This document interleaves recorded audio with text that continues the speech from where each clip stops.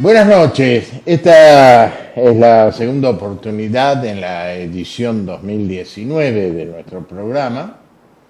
Ya lo entramos a caminar, ya vamos hacia los tiempos en que a esta hora, después del fútbol, es un momento espectacular para reflexionar hacia adelante, para lo que puede pasar mañana, cuando el lunes nos traiga todas sus realidades. Y entonces nos está ya empezando a gustar la participación y de ahí viene nuestro entusiasmo al respecto. Recuerdo, primero voy a saludar a Emiliano. Doctor, ¿cómo le va? Bien, bien. ¿Cómo no ¿Todo bien, normal? Todo bien, todo bien. ¿Tranquilo? Ahora recuerde. Voy a recordar lo que dije la semana pasada porque me parece que lo tengo que repetir hoy. Resulta ser que cuando uno se plantea un tema a desarrollar, tiene siempre un a priori. Y el mejor de ellos, que hace que uno se meta en el tema con tranquilidad y con posibilidades interesantes, es cuando uno reconoce en el invitado que sobre el tema que vamos a hablar es alguien que sabe. Y no es algo que se repite a veces, ¿no? Pero también tenemos la culpa nosotros, los periodistas, que hacemos popurrí con nuestras preguntas y pretendemos que entonces por ahí algunos no están en la posibilidad de responder, pero se ven en la obligación. Bueno, el caso de nuestro invitado de hoy podríamos recorrer distintos temas variados, todos sumamente importantes. Hoy vamos a centralizar un poco la mira, y es un hombre que sabe. Bueno, me estoy refiriendo, cuando hablo de mi invitado, al doctor Abel Cornejo, un hombre que nadie puede eludir mencionar que se trata de alguien que tiene un largo recorrido en la institucionalidad de la justicia. ¿Cómo le va, doctor? El gusto de saludarlos a los dos. Muchas gracias. Bienvenido. ¿Sabe qué me gustaría preguntarle? Es un chiste, así que no se enoje. ¿Y cómo anda la corte? Qué linda pregunta. Pero quería contar, yo tenía un secretario de redacción cuando yo era jefe de redacción del Tribuno. Secretario de redacción del Tribuno, un hombre metido en las cosas, que siempre que me veía me decía, ¿y cómo anda esa política? Y un día voy al gobierno cuando estaba Juan Carlos Romero y me lo encuentro sentado allí. Y lo miro, ¿no? Y de ahora soy yo el que le pregunta cómo anda esa política, ¿no? Bueno, por eso que esa pregunta, ¿cómo anda la corte? Es una cosa insólita, pero se lo habrán dicho alguna vez, ¿no? ¿Y usted qué respondería? Rápidamente le voy a contestar cómo anda la Corte. Este es un año muy importante para la Corte, para la institucionalidad de Salta en general, porque se cambian y se eligen muchísimos cargos claves dentro de los poderes del Estado. La Corte a fin de año se merecen 3 de los 7 mandatos de los jueces, se eligen autoridades. 3 sobre 7. 3 sobre 7 es mucho, se eligen autoridades. Ahora en abril se vence el mandato de todos los consejeros de la magistratura, entre ellos el mío, de presidente. Ahí no hay posibilidad de reelección, afortunadamente. Hubo un compromiso democrático del que el Consejo se renueve en su totalidad. ¿Con qué mandato? ¿Cuánto? 4 años. 4 años. Me parece que en enero del año que viene se vence el mandato de la Defensora General de la provincia, en mayo del año que viene del Procurador General, en agosto el mío como juez de la Corte y en noviembre el del doctor Victar. Eso por hablar del Poder Judicial. O sea, toda la otra. 5 de acá un año. No, 2 años. Claro. Estaríamos en 5 vencimientos, ¿verdad? En 5 vencimientos y 2 del Ministerio Público, más todo el Consejo de la Magistratura. O sea, menudo desafío el que hay por delante. Ahora, los 3 primeros se eligen durante el mandato del actual gobernador. Vencen, así que si No sí. será un día antes que se vaya, ¿no? Como No, pasó una vez. vencen en 2 en noviembre y 1 en diciembre. Lo que pasa es que ahí hay que iniciar el proceso de postulación pública, que es un plazo por antelación bastante anticipado, o sea que ahí Porque casi que se está tocando con, si es en noviembre, más o menos un poquito después de las primarias de agosto, ¿no? ahí En empezaría. septiembre, claro. O sea que Entonces, se va a mezclar lindo el tema. y es un año complicado desde el punto de vista institucional en Salta, no complicado porque vayan a haber problemas, sino porque complicado porque parece que si se vence el mandato de los 3 senadores nacionales, se eligen 4 diputados nacionales, esperemos que entre esos 4, 2 sean mujeres, porque nosotros tenemos el récord único en la Argentina, que de los 7 diputados nacionales no hay ninguna que sea mujer, ¿no? Con todas las discusiones que hubo Claro, porque este el año. sistema ese de uno y otro, un Sí, varón mujer, hubo una interpretación, no va dando, hubo una interpretación muy peculiar dentro de la justicia federal cuando se oficializaron las listas. Hay un decreto reglamentario dictado por la presidenta Cristina Fernández, que es insolayable eso. Cada 2 cargos que se renuevan, uno tiene que ser de una mujer. Eso no se siguió. Cargo electo, no lista, no Sí. ocupación en la lista. Posibilidades reales de ser Reales, electo. claro. O sea, Eso. el primero de un partido, el X, es un varón. El primero, y ese partido a su vez primero. Entonces entra ese varón. Viene el segundo partido, pero resulta que el primero es varón, tendría que ser la mujer la que ocupe el lugar. Si se aplica el decreto reglamentario también, o en el caso, si no el tercero, Bueno, claro. también. segundo, tercero, o que encabece la lista de diputados nacionales una mujer también. Ahí hay otro tema de. Pero ahora otro no, tema de ahora discusión. entra el primero de cada uno de los partidos, si fueran 4 las renovaciones y fueran 4 los partidos con llegada, entra el primero sin importar el Bueno, género. esa es la interpretación que se Por da. eso nos dio lo de ahora. Y se repitió eso en el orden provincial, porque la ley de cupo femenino acá en Salta plantea eso. Lo tratamos en un programa, ¿te acordás? Sí. En un programa lo hablamos a eso. O sea que no era una representatividad del género real y efectiva, porque era solamente en la lista. Y en la lista después sale Pato Gallareta. El primero siempre termina siendo un varón en la lista, entonces siempre los que van a ocupar los cargos electivos son varones. Así es. Así Y- que todo eso tenemos en este 2019. La pregunta que siempre uno se hace cuando llega a esto, ¿y por qué tiene que ser un varón, una mujer un varón? ¿Somos diferentes? O sea, esta es la pregunta, ¿no? La pregunta es, pareciera ser un tema de igualdad Ahí está el asunto. o de equidad, si Ahí usted está el quiere, asunto, pero de resulta la- que de la- también de las trae dos una cosas. inequidad. Porque si debemos tener una mujer y un varón es porque somos diferentes. Yo me inclino a creer que somos diferentes. Por supuesto que somos diferentes. El Con problema lo cual no es estoy una hablando cuestión- de valoraciones de la diferencia. ¿no? El problema es que dentro de las diferencias tiene que haber una igualdad de derechos real. ¿Usted lo ha visto eso en la justicia? Me refiero en toda su experiencia, desde que era empleado hasta hoy. ¿Usted ha visto diferencia de apreciación entre aquel que tiene que aplicar la justicia siendo varón o siendo mujer? ¿Usted ha visto esa diferencia? Digo, ¿ha notado? No en el sentido de la equidad y de los fallos, pero sí hay, sobre todo en los últimos 5 años, hay una evolución en determinados temas para bien que en nuestro país no se había dado y que de repente aparecen en la agenda diaria algunos temas que venían siendo sistemáticamente postergados y que ahora ya no pueden ser más discutidos. Faltaría a eso, más allá de las cuestiones de género y todo eso, un viejo aviso que yo paso cada vez que vengo a este programa, que es la creación de la Facultad Pública de Derecho de la Universidad Nacional de Salta.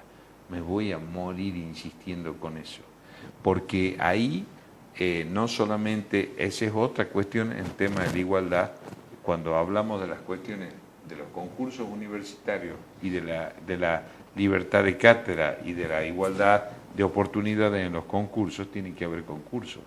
Claro.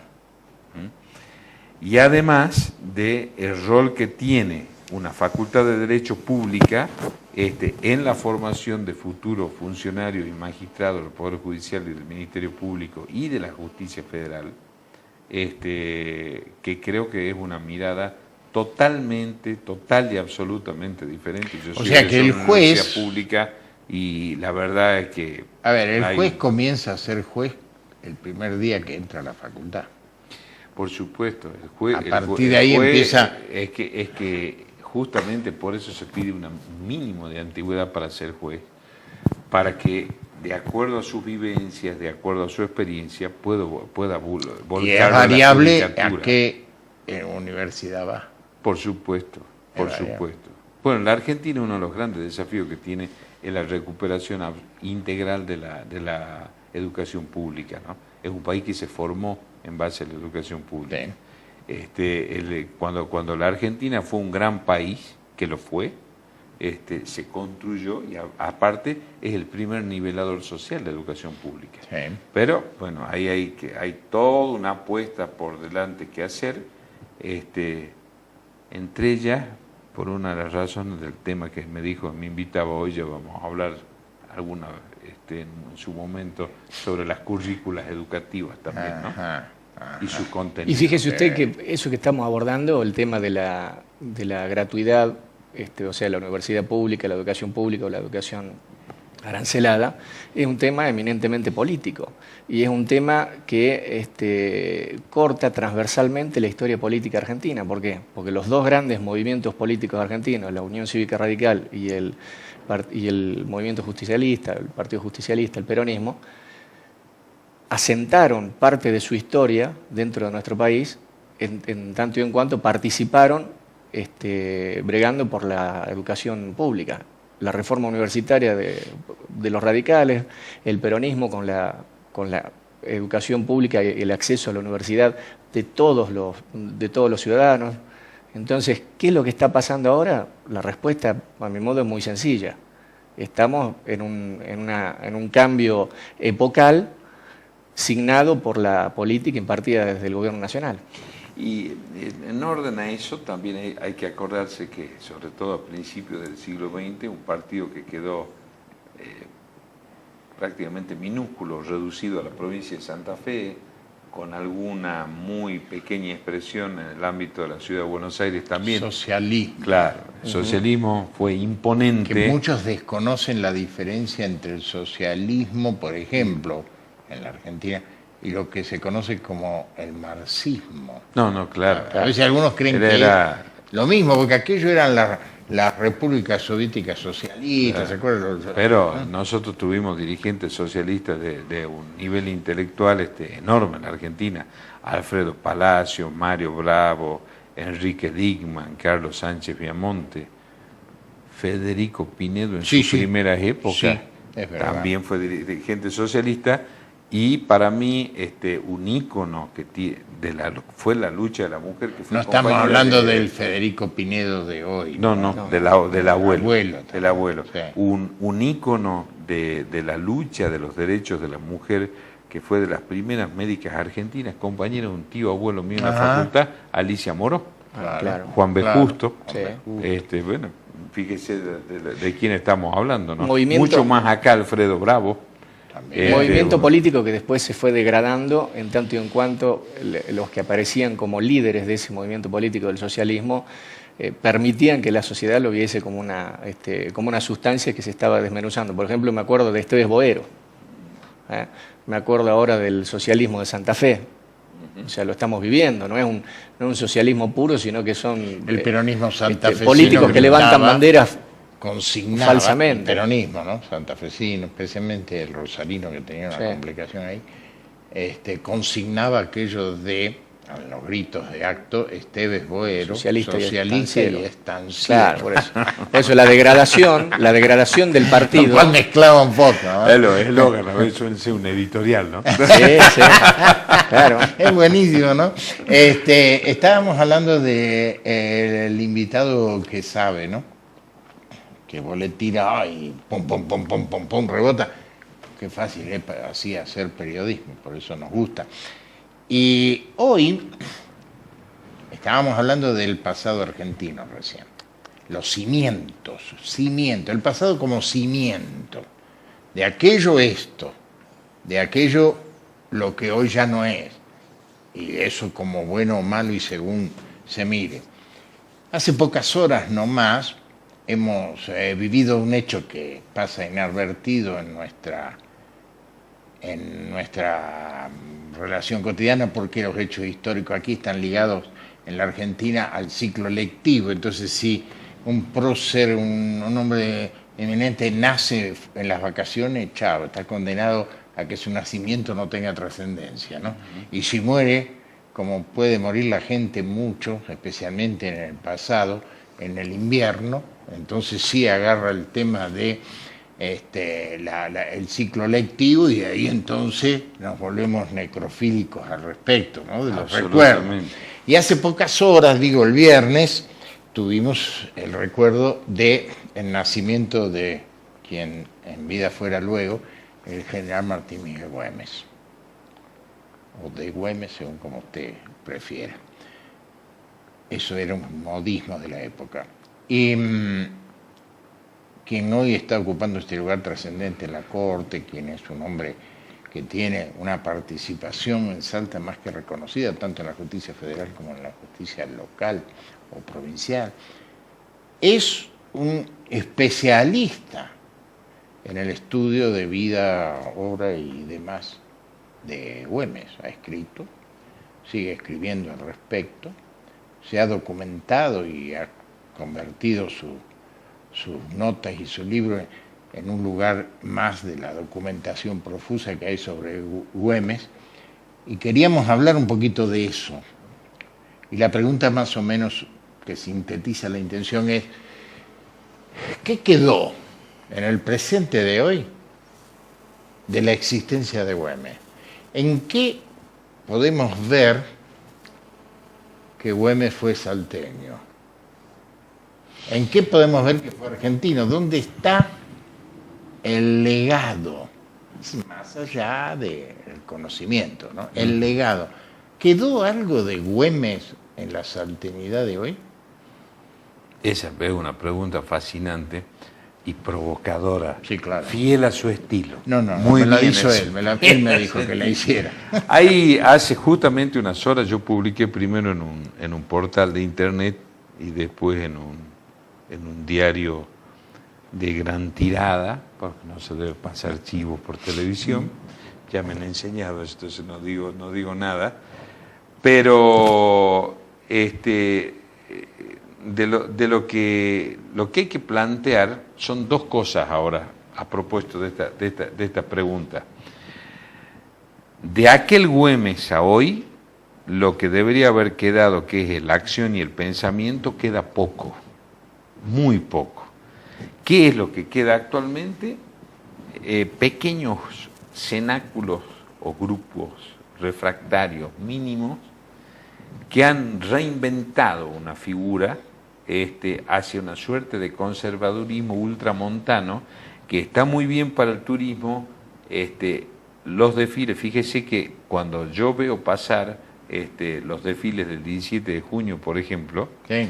piense usted que los gauchos, si se hubiesen vestido así, Güemes hubiese estado feliz, no solamente por la elegancia, sino porque estaban vestidos. Claro. Porque estaban Claro. vestidos. Primera cuestión.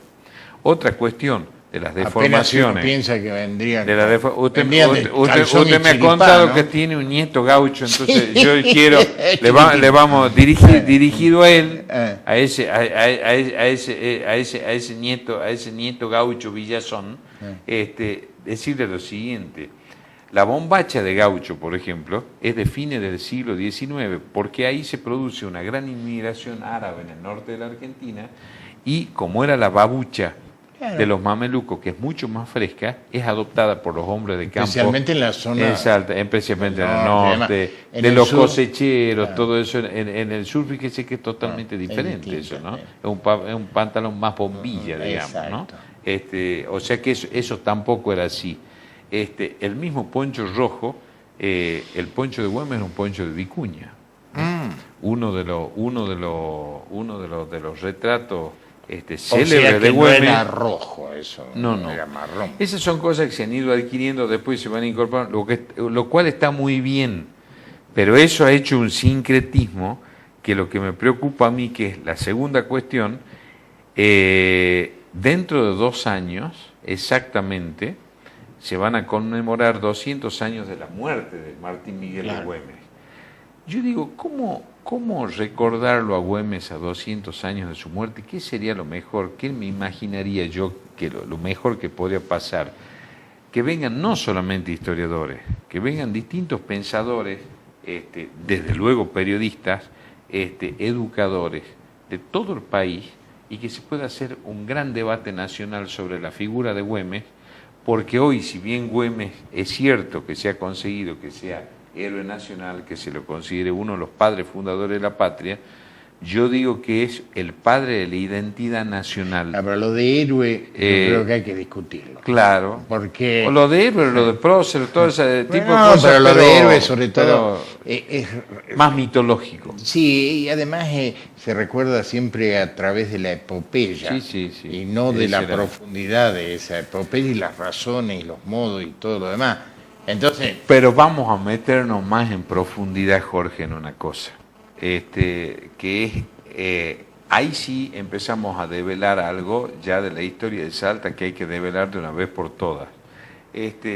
Como ya ha pasado mucho tiempo y ya de eso se olvidó, durante 70 años dicen algunos, otros dicen 80, otros dicen 90, pero pongamos que hayan sido 70, la figura de Güemes en Salta era casi un sinónimo de oprobio. Estaba totalmente silenciado.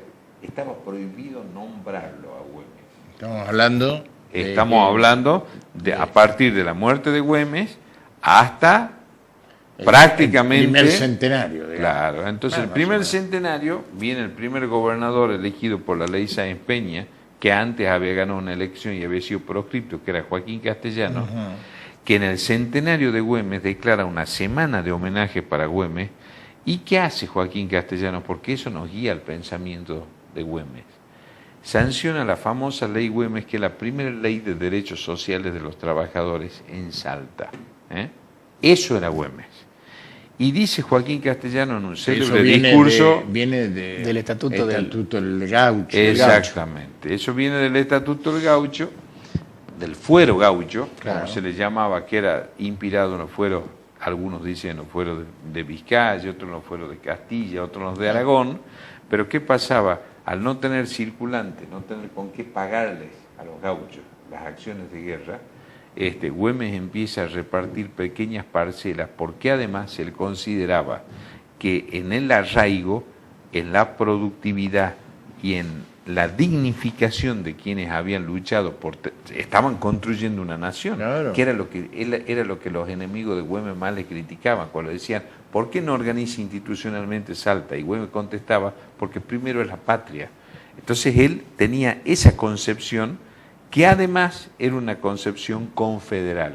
¿Cuándo hubo confederación en la Argentina? Con 2 presidentes, Urquiza y Derqui, y después vino un furibundo mitrismo que nos contó otra historia, y ahora actualmente estoy escribiendo la vida del coronel Jorge Enrique Witt, que es un personaje legendario y mítico. Todos saben que existe porque hay una referencia histórica en la ciudad a través de la calle. Segundo nombre que aparece cuando uno se para frente al monumento a Güemes y ve ahí en el pedestal, Witt. No sabemos Nadie bien. sabe por qué. Bueno, Witt, que fue nada menos que un granadero que peleó en Waterloo y desemboca siendo el hombre de consulta estratégico de Güemes, porque evidentemente era un militar de carrera, nacido en Estrasburgo, en Francia, en la región de Alsacia. ¿Fue heredero del mando o no?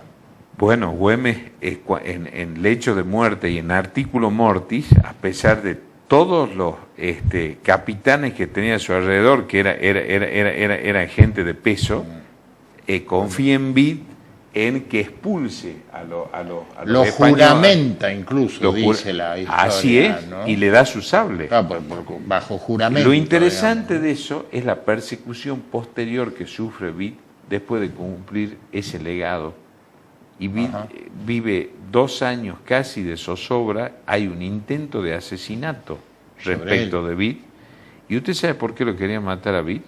Vid custodiaba una serie de documentos que lo había dejado en la casa de la madre de Güemes, en un campo que tenía en Los Sauces, en lo que es hoy Departamento General de Güemes.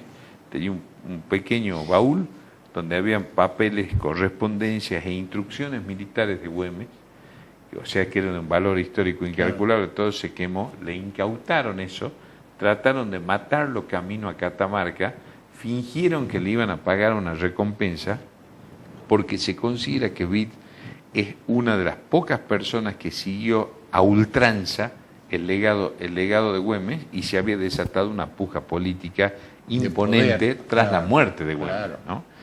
Entonces, por eso cuando me preguntan a mí, ¿qué queda de Güemes? ¿Y por qué yo digo que el padre de la identidad nacional argentina?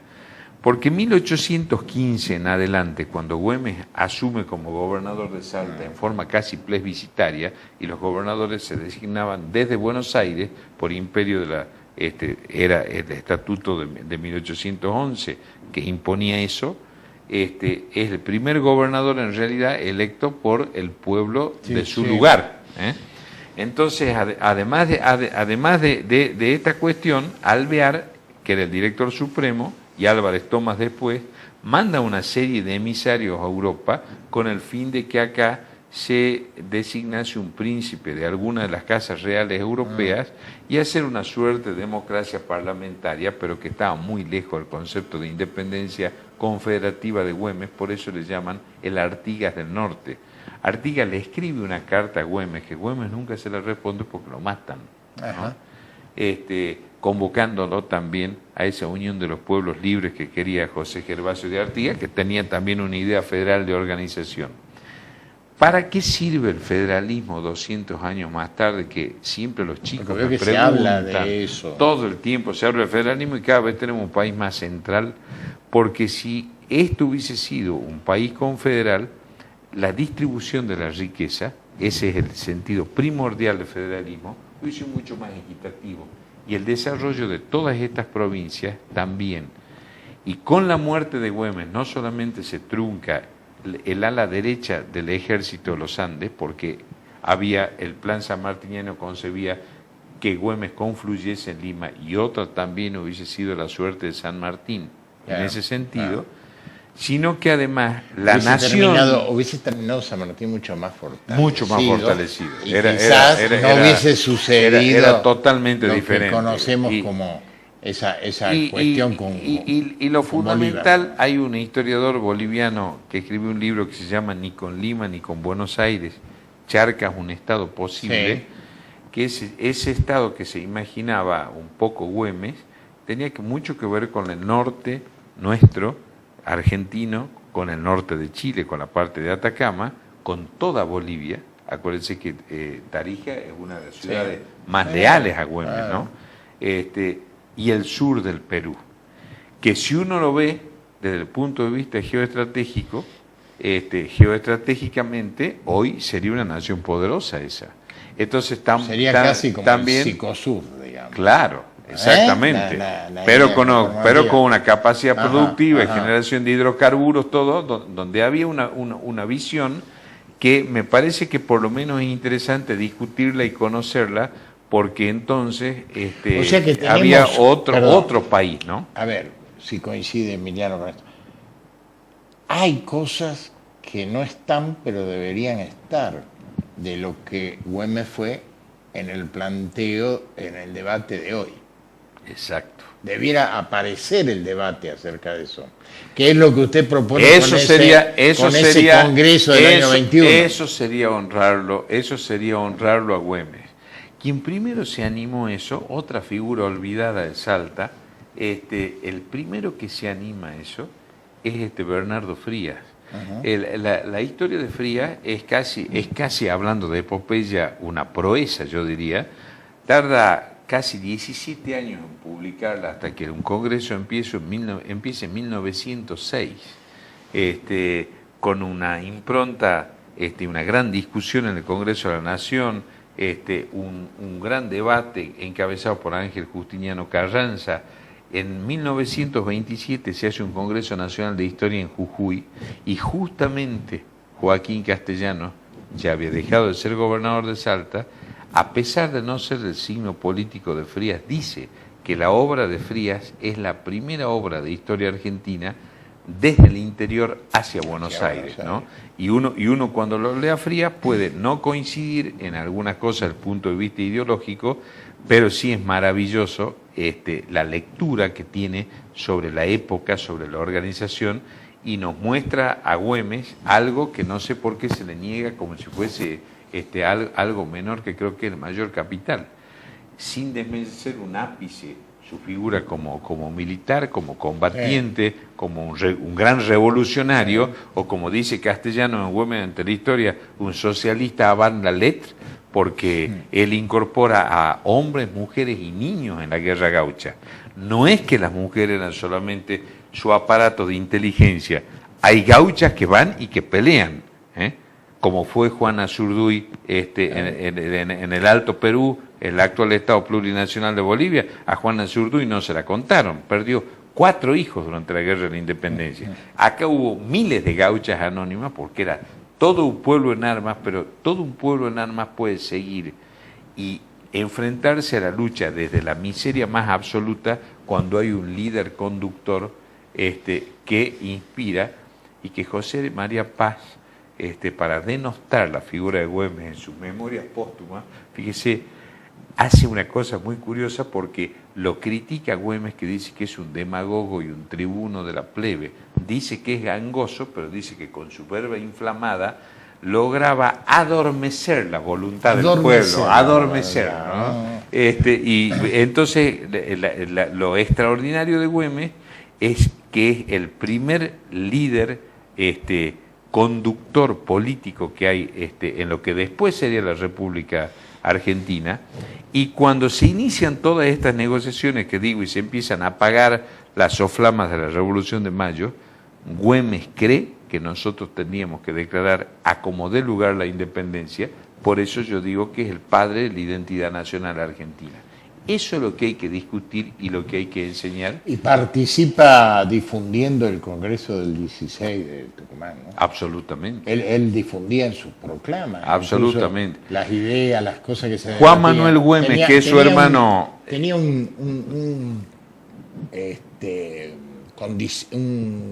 condiscípulo, sería de escuela, que era un hombre olvidado también, que es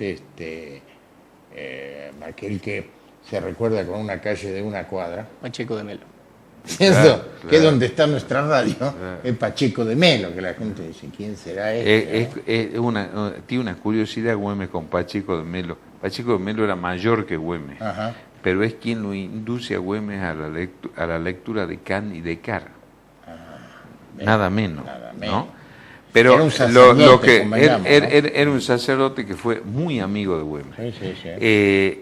Lo que le quería decir es que el hermano mayor de Güemes, que era abogado... Perdón, vamos a aclarar. Era un sacerdote que fue un congresal de Tucumán. Y aparte de un enorme volumen intelectual, claro. Desde ahí claro. Usaba a Güemes para noticiar. Exactamente, ¿no? Exactamente.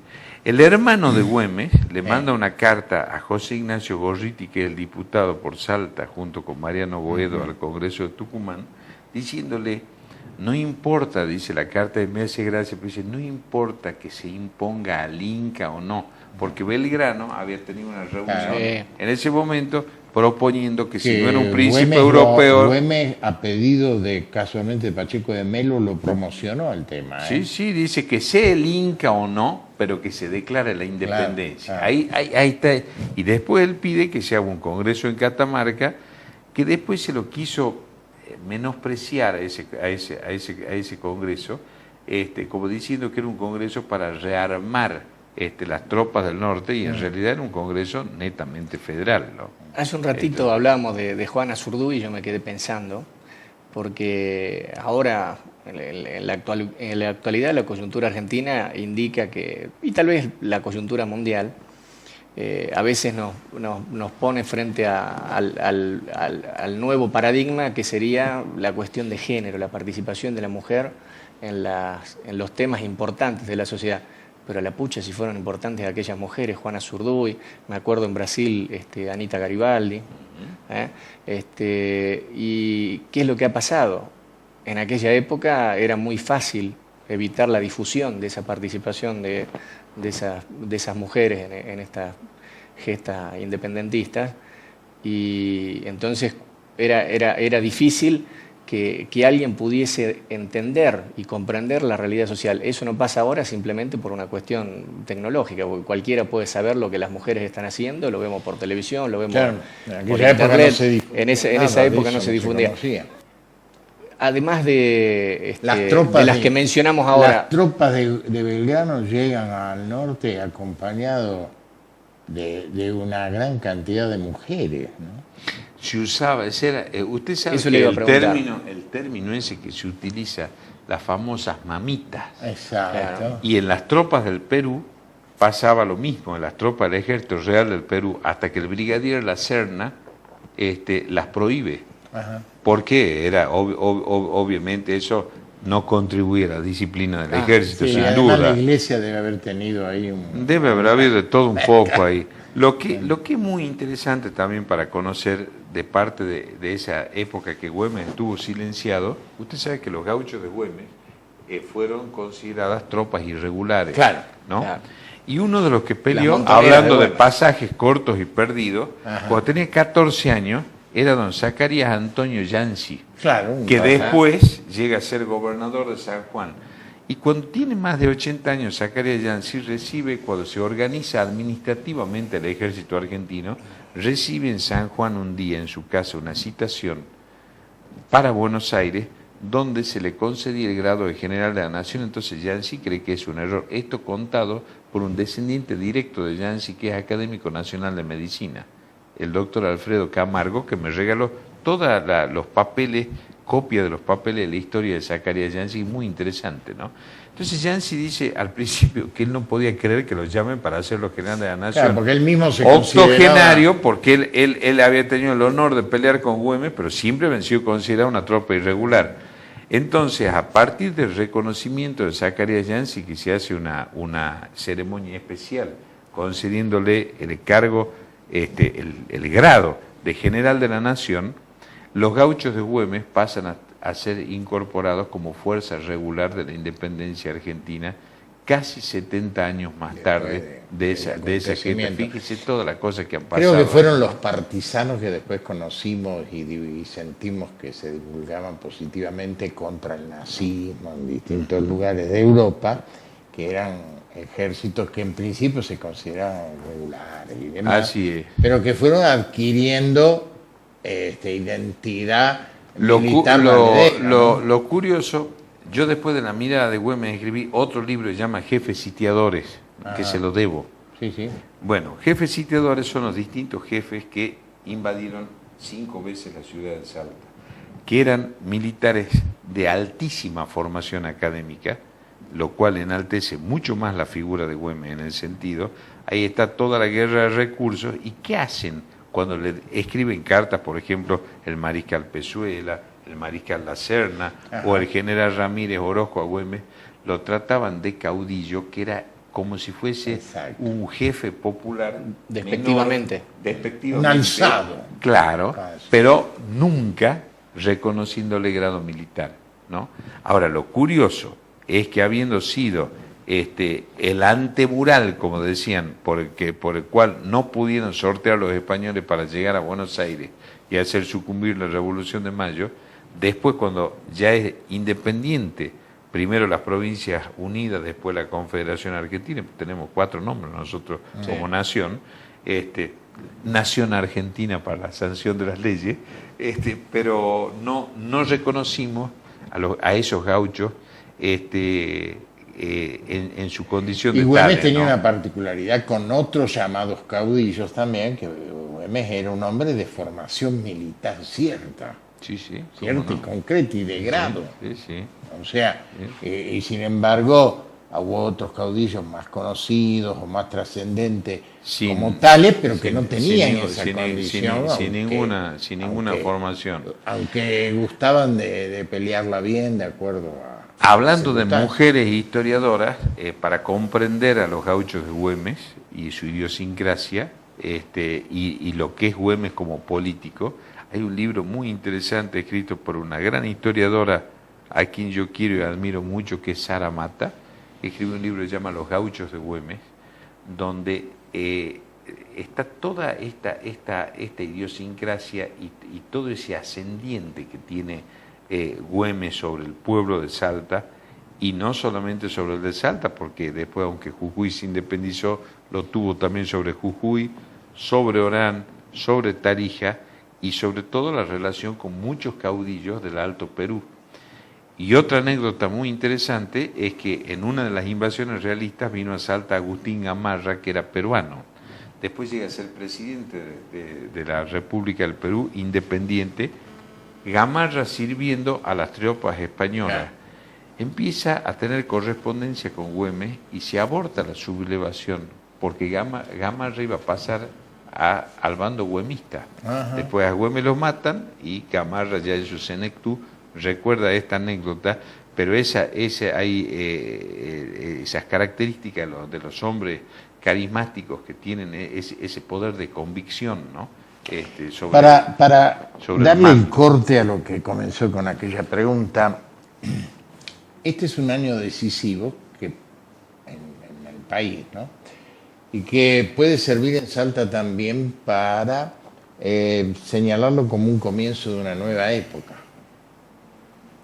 Porque venimos con un tiempo que podría ser considerado una época. Sí, cómo no. Con sus virtudes y sus defectos, y buscando una consolidación mejor de esta provincia desde lo humano, económico y general. Este año podría ser un principio de la nueva, de la Salta nueva. Un año bisagra. Exacto. Y me parece a mí, escuchándolo a usted, de que una de las posibilidades sería casualmente empezar a entender hoy a Güemes. Por supuesto. Cambiarle lo que hoy se lee de Güemes. Y cambiar algunas cosas. El otro, hace pocas horas, el historiador profesor Cáceres dijo, y Güemes se rebeló contra su linaje y la pagó cara. Me gustó, ¿no? O sea, bueno, sí, desde luego, porque marcaba realmente una posición revolucionaria, ¿no? Aparte, siempre le hubiese sido más cómodo permanecer en otra parte, ¿no? Exactamente. Era mucho más cómodo. Supongo eso. Que familiarmente incluso. Yo creo, totalmente. Yo creo, Jorge, que ese cambio de época... O sea que debemos recurrir entonces a revalorizar en el sentido de volver a analizar en el sentido auténtico del güemismo, ¿no? Exacto. Buscar en Güemes bases que también sirvan para la nueva época. Por supuesto. Porque los políticos salteños no hablan mucho de Güemes, ¿no? Hablan de no solamente los políticos, sino que creo que hay que reevaluar y reasignar también contenidos educativos para que de los primeros grados escolares empecemos a conocer nuestra historia regional. Claro. Nos enseñan otra historia. Sí, cuando llegamos acá ya otra estamos cansados historia. De claro, historia, nos enseñan otra historia. Y después, usted que hablaba sobre los fastos, ¿no? Que es cierto eso. La Argentina es un país necrológico donde se conmemoran las muertes. El año que viene son los 200 años de la muerte del general Manuel Belgrano. Claro. Vaya prócer. Vaya como prócer. digo yo, ¿no? Y Vaya vaya si hay... prócer ligado a la salteñidad. Pero por supuesto, y todo lo que hay para estudiar y discutir de la vida de la vida de Belgrano, que además muere en la pobreza, en la indigencia más absoluta, y pese a haber estado enfrentado a Güemes, indiferencia absoluta. El médico de Belgrano, que era el médico de Güemes, un escocés, que era John Redhead, recibe por pago, porque Belgrano no tiene un centavo, el reloj de oro, que era lo único que le quedaba a Belgrano, el reloj de oro y la cama donde se murió. Nada más. Nada y tuvieron que recurrir, digámoslo, a la cómoda para sacar el mármol y poder poner una lápida. En la que tiene Santo Domingo, exactamente. No me diga que no es significativo eso, ¿no? Y significativo y tremendo, ¿no? Y tremendo. Entonces lo que creo que el cambio epocal se va a poder dar para que sea positivo, que haya discusiones e inquietudes intelectuales en una nueva dirigencia que tiene que surgir. El nuevo gobierno surgido de las elecciones de este año al fin del año debe empezar a recordar el año 21. Totalmente. O sea, debe enfocarse el nuevo gobierno, tiene que enfocar desde el primer día el año 21. Totalmente. O sea, la posibilidad de 2 años hacia adelante, porque ahí está una posibilidad más allá del hecho escolar de lo que va a ser los 200 años. Yo pues, hago una broma que tiene una dosis de ironía muy importante, ¿no? Sí. Respecto de eso. Si nosotros empezamos a discutir en el año 21 realmente cuál fue el ideario político de Martín Miguel de Güemes, todas las discusiones que hagamos para recursos van a ser pocas, no solamente porque este fue el teatro de operaciones de la independencia, sino por la idea confederativa del reparto de los ingresos, que es totalmente diferente a lo que sucede. Le dije que hoy teníamos otra vez a alguien que sabía sobre el tema y que también sabía un poco más de otros temas, que así también los enfocamos y hemos cumplido, ¿no? Creo, en el sentido de traerlo a él fue el protagonista, pero yo me animaría más, ¿no? Este programa, sacando las partes que nos corresponden tanto a Emiliano y a mí, debiera ser un compendio para empezar a decir, che, ¿y si empezamos a hablar de historia con este lenguaje en nuestros colegios y demás? Y ponerlo como ejemplo. Este es un programa que hay que guardarlo y decir, esto es un modo, una forma nueva, en el sentido de que no es tradicional, a eso voy, de enfocar algo que tenga que ver con esa historia que mira hacia el futuro, no hacia el pasado, aunque parezca algo paradójico, cierto decirlo así de la historia, que uno siempre cree que mira hacia atrás. Le agradezco mucho que nos haya acompañado y su voluntad en la participación que genera mucho entusiasmo en el que lo escucha. Siempre un gusto estar con ustedes. Muchas gracias. Muchas gracias por invitarme.